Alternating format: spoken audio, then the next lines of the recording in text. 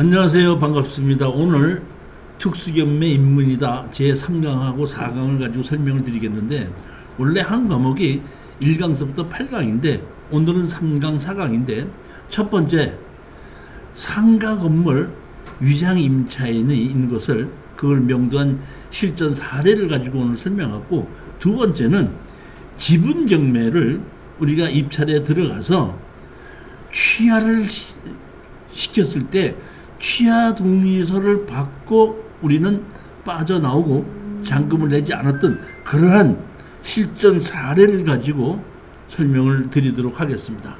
자, 교재 18페이지를 한번 보세요. 18페이지입니다. 특수경매 입문을 위한 실전 사례 20선에서 제가 특수경매를 우리가 낙찰받아서 소송했던 실전 사례를 20개를 우리가 전부 다 제가 이렇게 적어놓고, 이럴 때는 이렇게 해결했고 이건 이렇게 해결했다, 이거 그 내용을 정리해 놓은 겁니다. 제일 첫 번째가 상가 건물에 대한 겁니다. 자, 한번 보시겠습니다. 여기 보시면 경상남도 하동군 두곡리에 상가 토지 면적이 55평의 건물 면적 10평짜리가 강제 경매로 나온 겁니다. 여기 보시면 제일 첫 번째 감정 가격이 4,400인데 누가 나오자마자 4,600만 원에 낙찰 받았다가 허가를 받았다가 미납을 했고, 그 다음에 다시 4,400이 시작인 걸 또 떨어진 다음에 누가 낙찰 받았다가 또 뭐야? 낙찰을 받았는데 허가를 받았는데 미납했습니다. 그리고 다시 경매가 나와가지고 우리가 이번에 제가 추천했던 것은 2022년 5월 18일 날 1,800만 원까지 떨어졌을 때 제가 우리 추천하는 그 수강생한테 이거 아무도 안 들어오니까 나 홀로 들어간다고 생각하고 입찰해서 여기 문제점 있는 걸 해결해 주겠다 해갖고, 그대로 여기 보면 1,824만 2천 원을 1,888만 8,800원으로 해서 낙찰을 받아서 허가를 받았는데, 이 내용은 이렇게 된 겁니다.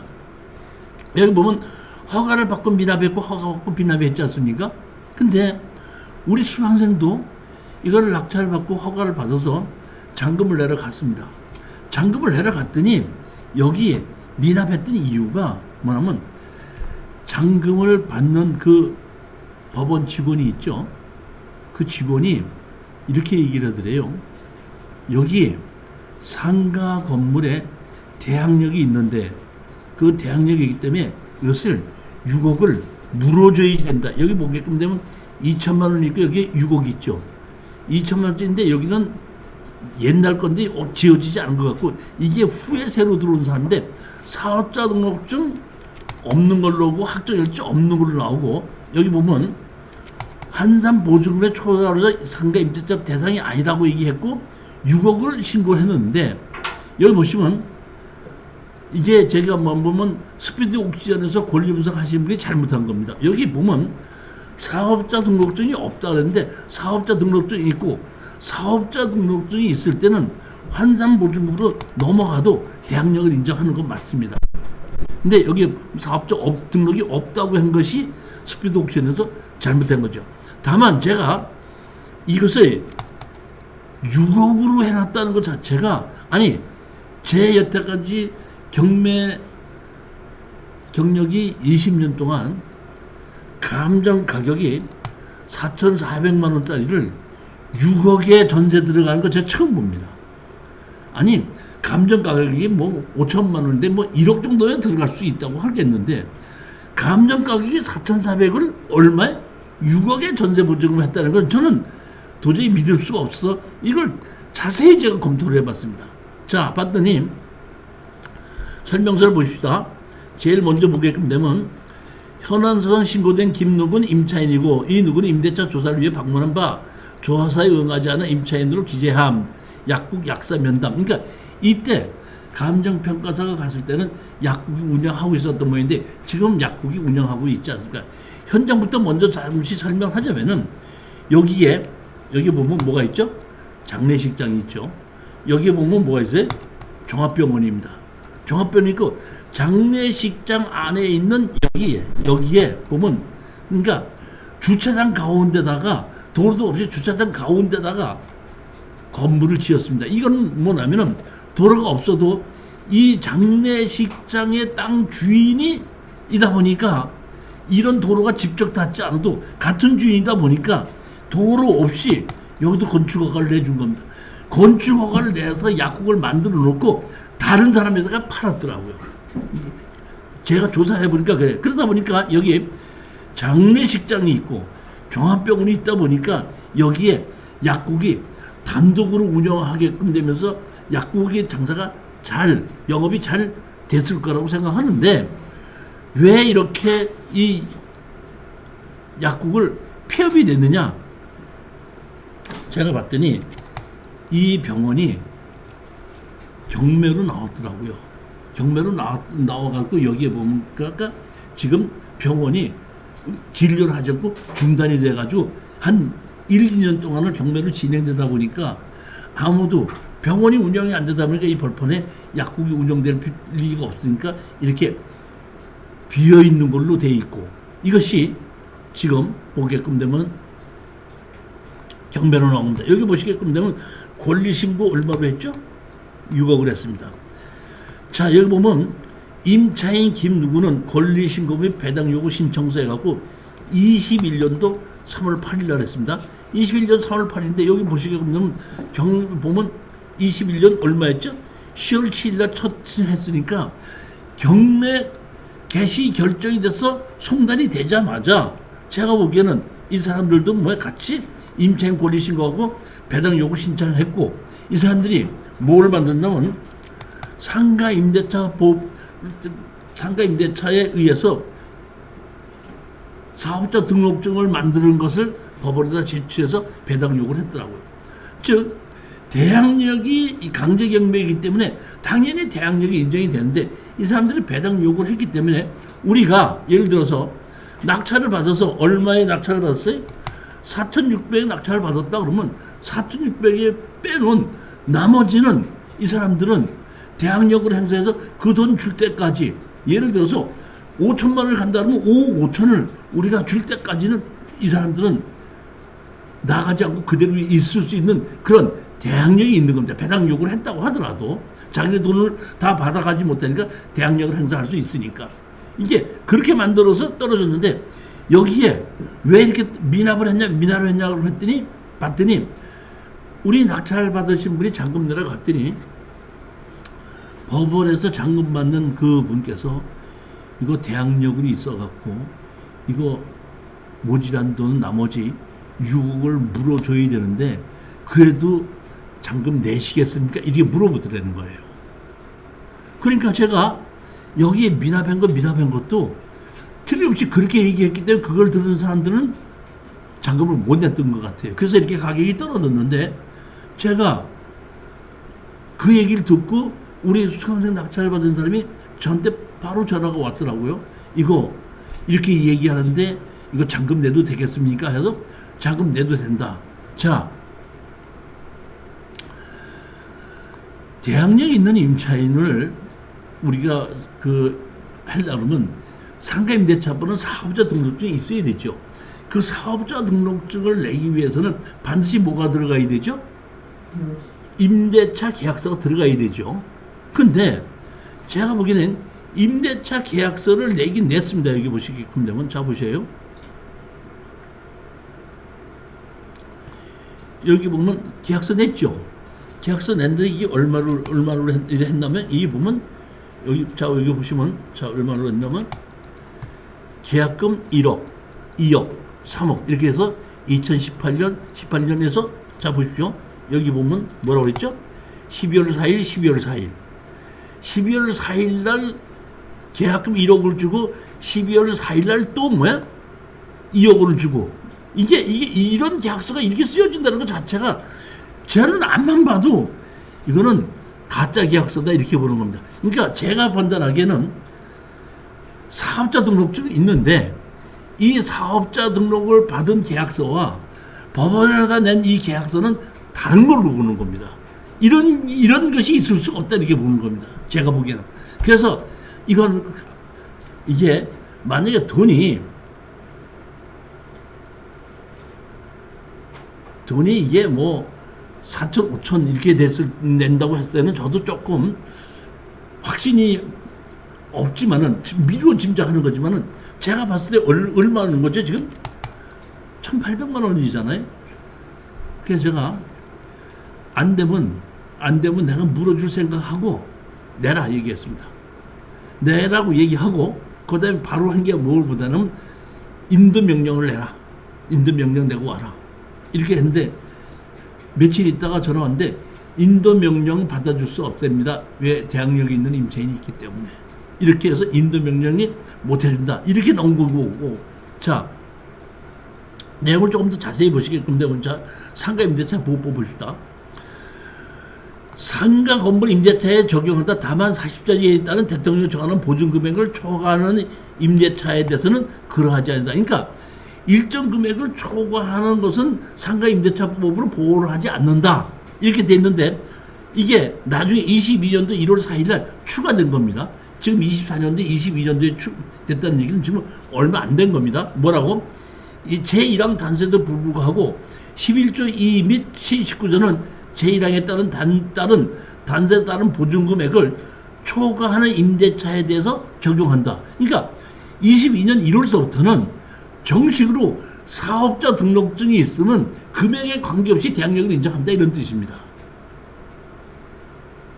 그래서 보면 대항력 임대차는 그 등기가 없는 경우에도 임차인이 건물과 인도와 부가가치세 제8조 소득세법 160조 법인세법 제11조에 따른 사업자 등록을 신청하면 그 다음 날부터 새 제3자에 대해서 효력이 생긴다. 이렇게 대항력을 인정이 된다. 이것이 이제 지금 보면 상가 임대차 보호법이 바뀌었는데 이것은 22년도에 이렇게 바뀌었기 때문에 자 우리가 보시게끔 이게 시작이 언제 했죠?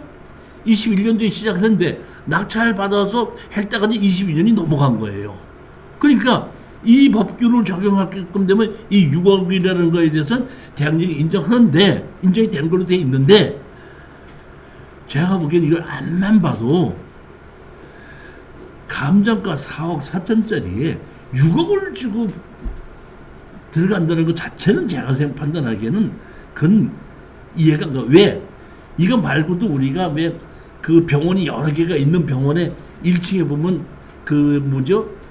약국이 들어와 있는 그것도 제가 보면 이렇게 6억 이런 식으로 하지는 않습니다. 뭐 5천만 원 1억에 뭐 몇백만 원 이런 식의 하는 것은 내가 있는 걸 봤지만 현금으로 6억을 주고 점포를 저기를 임대로 들어간다는 얘기는 제가 보기에 일반적인 상식적으로 맞지가 않는 거기 때문에 이건 틀림없이 제가 보기에는 경매로 진행되다 보니까 이 사람들이 사업자 등록증이 있던 걸 가지고 다른 그 계약서를 만들어 가지고 집어넣은 게 아닌가 이런 생각을 제가 하게끔 된 겁니다. 한번 해보자 해서 낙찰 받게끔 했는데 여기 보십시오. 여기 보시게끔 되면 이렇게 대지 있고 차 있고 답이 있는데 차는 뭐예요? 주차장이라는 뜻입니다. 주차장 일부에 여기 보면 이건 뭐예요? 대지로 되어 있는 건데 여기 보면 여기에 그 장례식장의 주차장 부지 옆에다가 이걸 지은 겁니다. 이렇게. 자, 약국을 조그맣게 지었죠? 삼성 약국 이렇게 되어 있습니다. 자, 여기에 건축물 현황들 보면 뭐라고 나와 있죠? 여기 주차장 본인 소유. 다시 말하면 여기에 이 건물에 약국의 건물에 도로는 없지만은 주차장 전부 다가 그러니까 내 땅 안에다가 일부 증축한 걸로 허가가 나는 겁니다. 건축법상 증축이에요. 그렇기 때문에 도로에 대한 것은 받을 필요가 없다는 건데요. 그런데 제일 중요한 것은 이후에 요거를 팔았다는 얘기입니다. 그러니까 지목이 예전에 처음에는 아마 제가 보기엔 주차장이었다가 건물을 짓다 보니까 이게 뭐야? 지목이 대지로 바뀌다 보니까 달라진 겁니다. 원래는 원칙적으로는 그렇습니다. 이 분할을 할 때 도로가 없이 분할이 되면 안 잘라줍니다. 근데 여기는 뭐냐면 본인 소유 안에 있는 거기 때문에 주차장이고 뭐기 때문에 도로가 없어도 내 땅 안에 내 맘대로 다닐 수 있으니까 제가 보면 지목이 달라지기 때문에 이거 분할을 해준 겁니다. 원래는 이게 분할 안 해줍니다. 그러니까 지적법에 의해서 건물이 있는 걸 땅을 잘라달라고 했을 때 판결문하고 뭐 다 가져가도 잘라서 그 건물이 진입도로가 없다. 안 잘라주는 겁니다. 판결문을 가져가도 안 잘라줍니다. 그게 원칙인데 이거는 주인이 같기 때문에 잘라준 겁니다. 자르는 원인이 뭐냐? 지목이 변경이 됐기 때문에 그냥 잘라달라고 안 잘라주는데 건물이 지어지면 지목이 변경되다 보니까 할 수 없이 지적법에서 자를 수밖에 없게끔 됐고 이렇게 만들어 놓고 제가 봤을 때 이거를 제3자한테 팔았더라고요. 그렇기 때문에 여기 자체를 가지고 뭐 도로가 없으니까 막겠다 이런 거는 할 수가 없다 이런 뜻입니다. 건물이 보면 원래 허가를 받았을 때 누구였죠? 박누구였었죠. 박누구였다가 이 12년 됐는데 17년 5년 지나고 난 다음에 누구를 바꿨죠? 김누구로 바꿨지 않습니까? 이렇게 보면 이 내용이 그렇게 된 겁니다. 자, 사업자 등록증을 냈고 그 다음에 뭘 했죠? 이렇게 임대차 계약서를 제출한 겁니다. 그래서 인도 명령으로 신청을 했는데 인도 명령을 받아주지 않다 보니까 제가 바로 우리 그 법무사를 통해서 여기에 소송을 제기해달라 해가지고 여기 보면 사업자 등록증이 있고 여기 뭐야 건립 해당 요구를 한 건데 사업자 등록 해가지고 항고 이유서는 뭐냐면 우리가 인도 명령 신청을 했지 않습니까? 근데 인도 명령을 받아주지 이렇게 했기 때문에 인도 명령을 받아주지 않는다 이렇게 하니까 그걸 가지고 항고를 하기 시작한 겁니다. 해서 보면 우리가 이제 그 내용이 항고에서 피신청인 김누구의 권리신고 미배당에 전세보증금은 얼마입니다? 6억 원입니다. 그러나 비신청인 상가보험법상 보호대상에 해당하지 아니하여 배당에서 제외하였습니다. 가장임차에다 배업상태, 가장임대차, 이 사건 토지 및 건물은 일괄 매각되었고 이 사건 건물은 판넬 및 경량 펄주로서 경매 사건의 토지와 건물의 합계액은 얼마? 4,453만 3천 원 감정된 바 있다. 이와 같이 이 사건 토지 건물은 4,400에 불과한데 피선자는 얼마? 6억 원이라는 고액을 지불하고 예를 들어서 뭐 5천만 원에 뭐 100만 원 있다. 이런 거는 제가 보면 그럴 수가 있었고 실질적으로 여기 이 사람이 사업자 등록증을 낼 때는 이렇게 전세로 들어가지 않고 뭐 5천만 원에 얼마 뭐 이런 식으로 들어갔을 거라고 저는 봅니다. 그러니까 사업자 등록증을 낸 거는 근데 경매가 진행되는 동안에 그 원래 계약했던 걸 없애버리고 다른 계약서를 간짜로 만들어 가지고 법원에다가 신청한 겁니다. 그래서 저는 그렇게 판단한 거죠. 고액을 지불하고 전세 계약을 체결했다는 것은 상상조차 하기 어렵습니다. 실제로 전세 계약을 체결했다도 전세 보증금은 경매 사건의 감정가보다 저가일 것이 분명합니다. 이제 감정가격이 4,400밖에 안 되는데 어떻게 6억이라는 것을 지불하냐 그런 얘기입니다.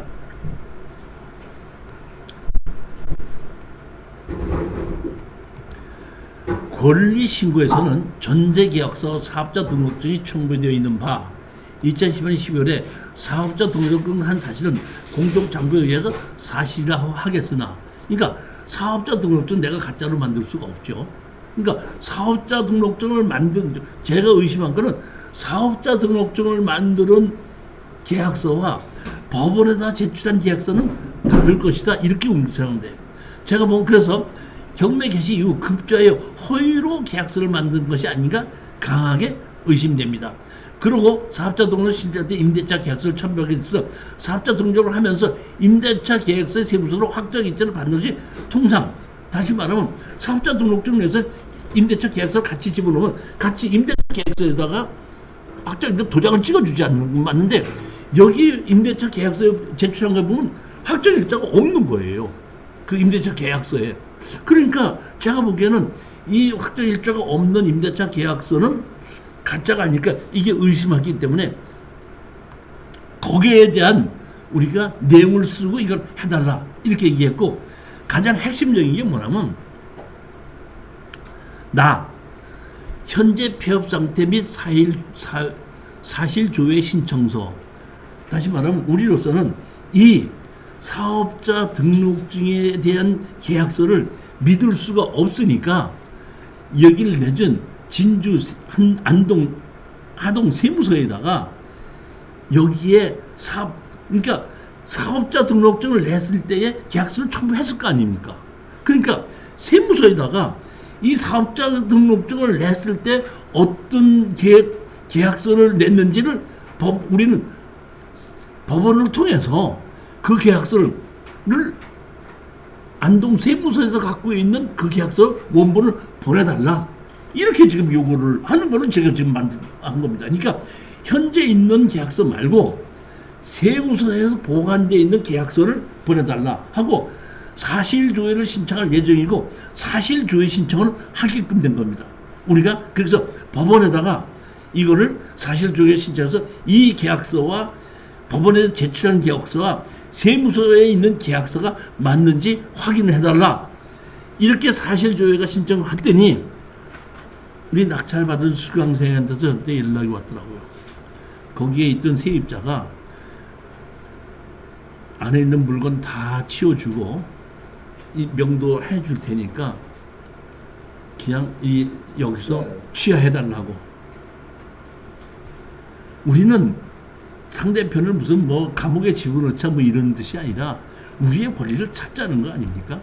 그래서 내가 그렇게 했다면 얼른 해라 했더니 가서 봤더니 다 치웠다고 그러길래 가서 봤더니 다 치웠다고 그러더라. 그래서 바로 취하시키고 우리가 명도 이전을 해서, 제일 처음에는 이게 1,800 얼마에 낙찰을 받았는데 그 당시는 병원이 경매로 진행되고 있었기 때문에 들어올 사람이 없어갖고 그 앞에 장례식장을 상대로서 일반적으로 주다 보니까 3천만 원에 40만 원이니까 월세를 받고 빌려줬는데 한 6, 7개월 지나고 났더니 그 앞에 그 병원이 누가 낙찰을 받아서 다시 오픈이 된 겁니다. 오픈을 됐고 났더니 어떤 사람이 그 약국을 팔아라 이렇게 해서 연락이 왔다 그러더라고요. 그 연락이 왔다고 그러길래 얼마면 팔겠느냐 해서 감정가가 4천 얼마니까 4천 얼마 주겠다고 이제 얘기했는 모양이니까 우리 그 낙찰받은 수강생이 그러시려면 전화도 하죠 하고 말도 하지 마십시오 이렇게 해갖고 몇 번 다퉈가지고 7천만 원인가 얼마에 6억을 받아야 해가지고 팔고 빠져나왔습니다 이렇게 저한테 얘기한 이 사례입니다.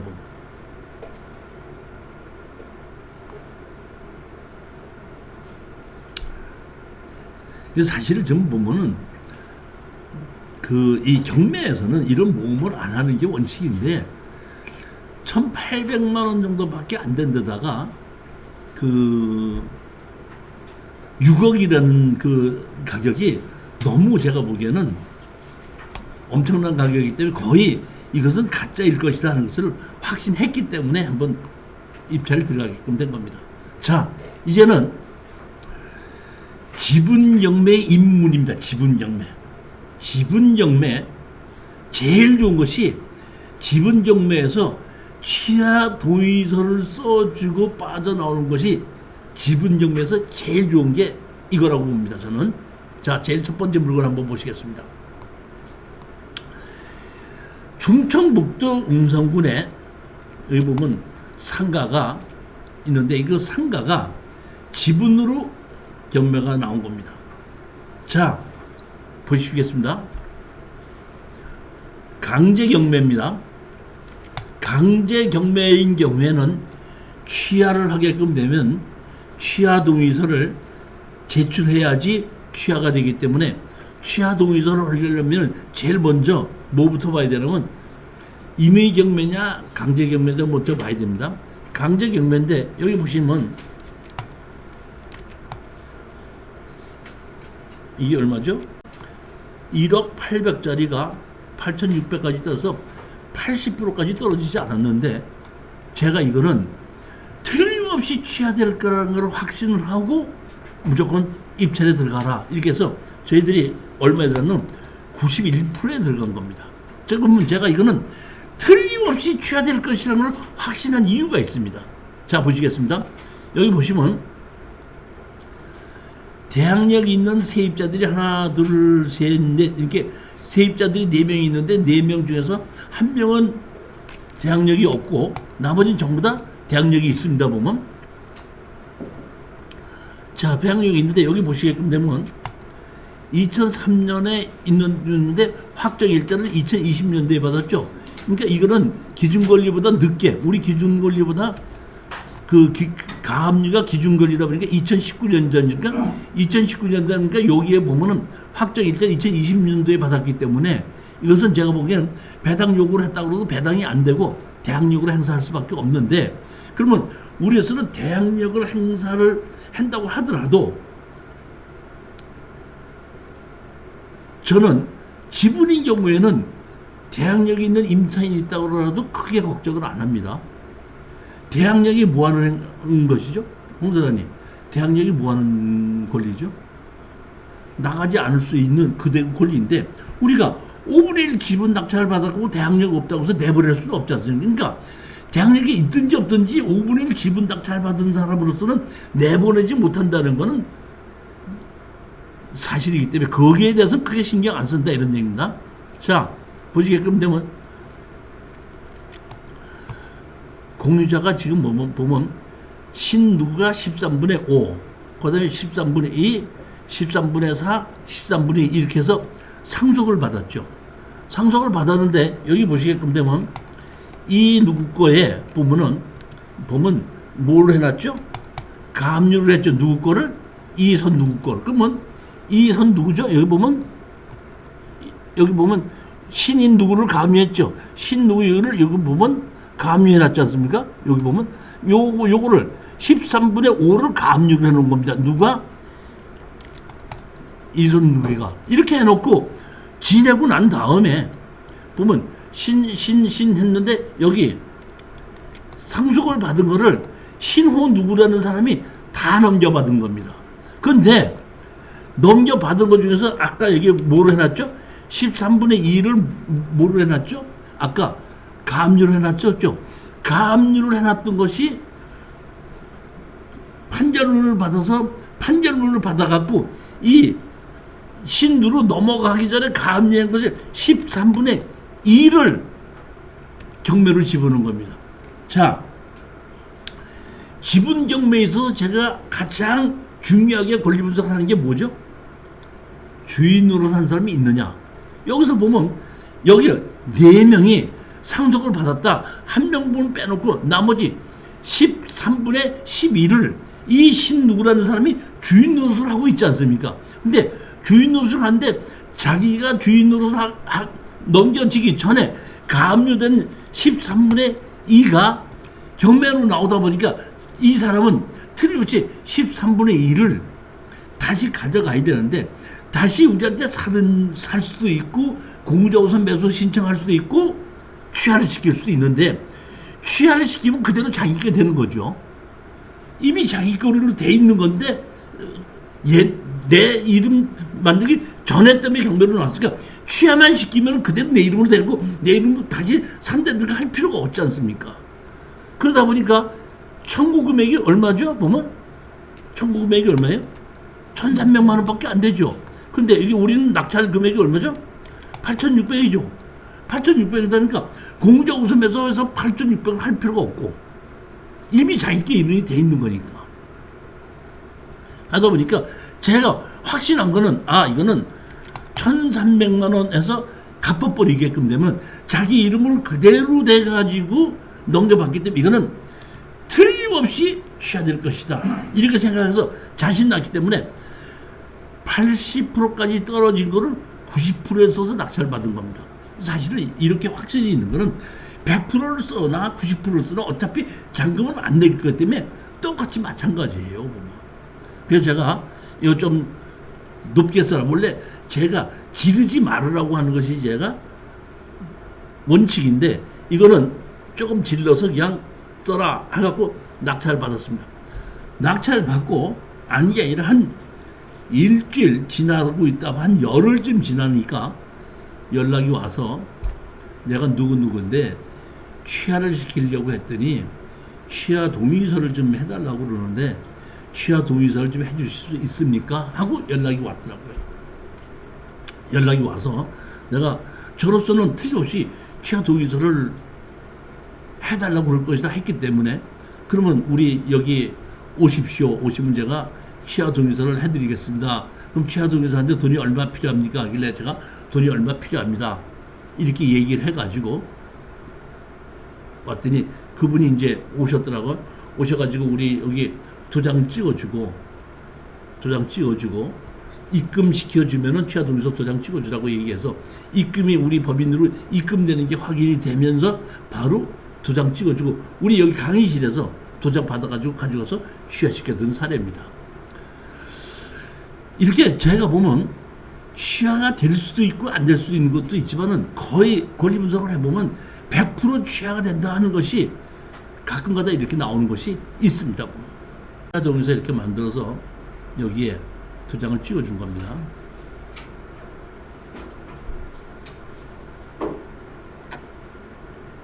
네 번째 물건입니다.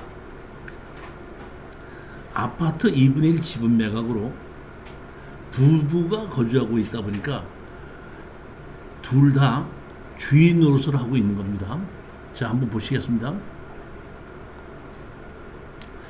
경기도 평택시 용의동에 아파트가 2분의 1 지분 매각으로 나왔는데 여기 보면 2억 5,200이 2억 5,200 그대로 100%입니다. 여기가 지금 2000 몇 년도죠?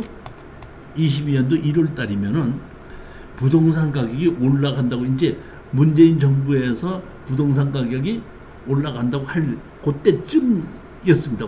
그렇기 때문에 이것도 제가 보기에는 자 보시면 되면 근저당이 얼마가 있죠? 2억 6,700이 있고 그 다음에 누구죠? 여기 보면 양누가 있고 황누가 있고 78년생과 74년생인데 같은 주소로 되어 있는 걸 보고 이거는 남편이고 이 사람은 부인이다. 그러니까 두 사람이 다 같이 주인 노릇하고 사용하고 있는 겁니다. 이런 것도 제가 공이자 우선매수 지분에 이거는 잘 투자를 합니다. 이거는 합의를 해서 취하돼도 좋고 안 해도 좋고 아무 문제가 없습니다. 가격만 떨어진다 그러면은. 제일 첫 번째 이거는 여기 보시게끔 되면 강제 경매가 얼마 신청한 것이 얼마죠? 여기 보면 5,200만 원이죠. 그런데 경매 가격은 얼마죠? 지금 2억 5천이죠. 2억 5천이라는 얘기는 2분의 1이 2억 5천이라는 얘기는 5억짜리 아파트 아닙니까? 5억짜리 아파트를 여기 청구 금액이 얼마? 5,200만 원에 이 아파트를 날리진 않을 것이다 이렇게 생각합니다. 아무리 부부에 있고 여기에 설정이 있다고 하더라도 해서 제가 이것도 틀림없이 취하를 될 테니까 취하 입찰에 100%인데도 입찰 들어가라 했더니 그대로 우리가 2억 5,200을 2억 5,211만 1,000원을 써가지고 우리가 낙찰을 받았는데 낙찰을 받고 나니까 이것도 아니나 다를까 연락이 왔습니다. 그래서 취하를 시키려고 하니까 취하 동의서를 해주지 않는데 아까 그거는 1,000 몇백만 원, 2천만 원 정도의 취하 동의서를 써주기 때문에 제가 한 가격을 300에서 500 정도 사이로 통해서 도장을 찍어준 거고 이건 얼마였죠? 감정 가격이 2억 5천 되지 않습니까? 이런 경우에는 1,000만 원 정도 주십시오 해서 500만 원에서 1,000만 원 정도를 요구를 한다고 하더라도 제가 보면 협상을 하는 것이 맞다고 봤기 때문에 이 당시도 그것에서 달라고 했더니 그런 정도는 해드리겠습니다 해가지고 취하 동의서를 도장을 찍어주고 이것도 우리가 잔금을 내지 않고 취하 동의서를 도장을 찍어줘서 우리 통장으로 우리한테 500이든지 700이든지 받지 않습니까? 자 하고 나면 며칠 있으면 취하가 되고 법원에서 우리 낙찰 받은 사람한테 연락이 옵니다. 취하되었으니 입찰 보증금 찾아가십시오 해서 낙찰 받아서 입찰 보증금까지 찾아가는 게 약 한 달 반 정도 빠를 때는 한 달. 그 안에 모든 것이 끝나고 잔금을 내지 않기도 하기 때문에 지분 경매의 임무는 취하가 될 수 있는가부터 먼저 찾는 것이 원칙이라고 보시면 됩니다.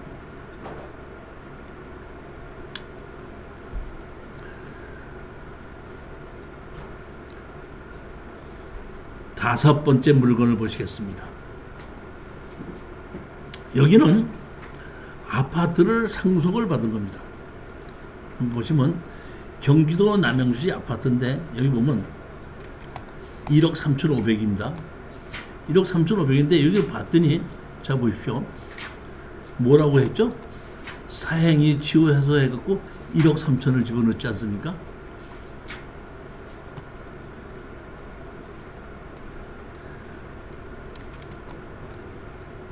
소유자 오 누구의 조 모친 조 누구에 의하면 채무자의 가족이 이 사건 전부를 점유하고 사용하고 있다. 그러니까 엄마하고 아들하고 살고 있는데 상속을 전부 다 엄마가 상속을 한 겁니다. 그러다 보니까 여기 보십시오. 채권자가 여기 오 누구를 상대로 해가지고 조 누구를 상대로 해서 너 왜 아들 아버지가 돌아가시면서 상속을 하게끔 되면은 배우자 1.5 7분의 5 아들 2 해갖고 이렇게 상속을 해야 되는데 네가 채무를 회피하기 위해서 상속을 하지 않은 게 아니냐 해갖고 강제로 소송을 해서 강제로 해서 기입 등기를 시켜놓고 그러고 경매를 집어넣은 겁니다. 그랬을 때 제가 여태까지 이렇게 사행위 취소로 해서 강제로 상속을 시켜서 경매를 냈다는 얘기는 거기에 주인 노릇을 한 사람이 있었다는 얘기죠. 주인 노릇을 한 사람이 있기 때문에 이렇게 나오다 보니까 지분에서 해결이 되려면은 주인 노릇을 한 사람이 있느냐 없느냐인데 이건 주인이 정확하게 있다는 뜻입니다. 그렇기 때문에 이것도 취하될 것이다 생각하고 들어갔더니 아닌 게 아니라 또 연락이 왔습니다. 연락이 왔는데 이 아들이 여기 우리 강의실까지 왔더라고요. 와가지고 이거는 제가 금액도 많고 또 이 청구금도 많고 하길래 그 취하 동의서 할 때 얼마를 드려야 됩니까 하길래 1,000만 원 주십시오 했더니 예 알았습니다 하면서 1,000만 원을 받고 이것도 취하 동의서 도장 찍어주고 끝냈던 그 사건입니다.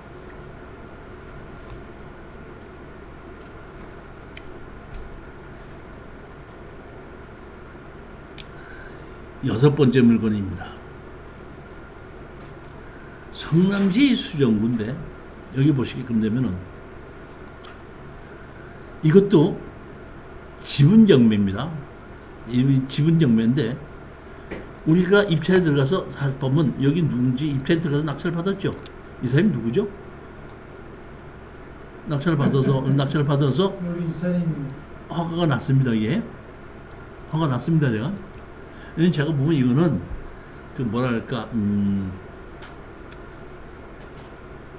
법인으로 들어갔어도 이제 그 여기 전 것은 누구의 대리인 누가 있다 보니까 대리인으로 간 거죠. 했는데 허가 났다가 뭐라 했어? 허가가 났으니까 저는 허가가 났으면은 어디 얼마 있다가 취하 동의서를 해달라고 묻지 않겠는가 이렇게 생각을 했는데 뭘 했어? 허가 취소가 난 겁니다. 그러니까 다시 말하면 허가 나고 일주일 있으면 허가 나죠. 다시 일주일 지났을 때는 낙찰을 당한 사람이 이의 신청하는 경우가 있죠. 제가 보니까 그 이의 신청을 받아준 것 같은데 그 받아준 것이 보게끔 되면 바로 받아준 것이 아니라 3월 7일인데 6월 15일이면 3개월 걸렸죠. 그러니까 제가 보기에는 허가 취소하는 거에 대한 것을 소송을 했던 것 같아요. 그래서 소송에서 받아서 이기다 보니까 허가 취소가 난 겁니다. 허가가 취소 나다 보니까 취하가 되면은 취하를 시키기 위해서는 그때 돈을 받아가야 되는데 도장을 받아야 되는데 허가가 취소되다 보니까 법원에서 연락이 왔더라고. 이게 허가가 취소됐으니까 보증처럼 입찰 보증금 뭐 된다? 찾아라. 받아가시라고. 그래서 이거는 그 뭐라 하면 취하 동의서 도장 없이 할 수 없이 입찰 보증금만 다시 받아왔던 그러한 사례입니다. 이것도 보면은 68년에서 72년도 같은 점은 그 두 부부인 것 같은데, 제가 보기에는 이런 거 소송을 하는 것 자체가, 예전에 제가 이렇게 지분 경매를 낙찰을 받았다가 허가 났다가 불허가 난 사례가 있었거든요. 그래서 제가 법원에다가 허가 났다가 왜 허가가 불허가 났습니까? 이렇게 물어봤더니, 그때 그 법원에서 대답은 지분권자한테 송달이 돼야 되는데 송달이 안 됐고 송달 간주라서 집행을 했는데 지분권자가 이의 신청을 했다, 이런 얘기입니다. 지분권자가 이의 신청하다 보니까 그게 받아들여져 가지고 허가가 난 것이 취소된 경우가 있습니다. 이렇게 된 건데, 이 지분 경우에는 지분 경매를 집을 때는 반드시 다른 지분권자한테다가 송달이 돼서 공자 우선 매수하든 뭐든지 할 수 있는 기회가 있어야 되는데, 송달이 안 되다 보니까 송달 간주 이렇게 되는 모양이에요. 그래서 그대로 진행했던 모양인데, 그러다 보니까 낙찰을 받다 보니까 그 사람이 이의 신청을 했고, 이의 신청을 하다 보니까 받아들여지다 보니까 허가가 났다가 허가가 취소되는 건데, 이거가 그렇다는 것이 아니라, 저는 이거는 그냥 났다가 허가 취소되는 거 보고 그냥 보증금만 찾아와 버리고 말고 물어보지는 않았습니다. 근데 예전에 다른 것에서 제가 했을 때 그 당시에 허가가 났다가 허가 취소됐을 때 왜 허가가 취소됐냐고 물어봤을 때는, 그때 지분권자한테 송달이 돼야 되는데 송달이 되지 않습니다. 그럼 송달이 되지 않았으면 집행하지 말아야 되는, 경매를 진행하지 말아야 되는데, 제가 봤더니 송달이 안 되다 보니까 송달 간주한 걸로 해서 그대로 집행이 됐든 그랬는데, 그 이의 신청을 해갖고 허가 났더니 허가 취소를 하고 그 후에 다시 경매로 또 진행되는 겁니다. 송달이 됐으니까. 여기 보면 통지서 발송, 채무 매각 결정 미시 발송하고 채무정 소유자 결정 발송 뭐 이렇게 돼 있고, 그 보면은 여기 보면 뭘로 돼 있죠? 이게 뭘로 돼 있죠? 송달 간주가 돼 있죠. 송달이 된 게 아니라 송달 간주 이렇게 돼 있기 때문에 이것이 받아들여진 걸로 제가 그렇게 알고 있습니다. 그렇게 해가지고 다시 보면 나중에 변경됐다가 유찰됐다가 다시 취하를 시킨 겁니다. 이렇게 내용이 그렇게 됐습니다. 후에 보니까. 자, 10분만 또 쉬었다 하도록 하십니다.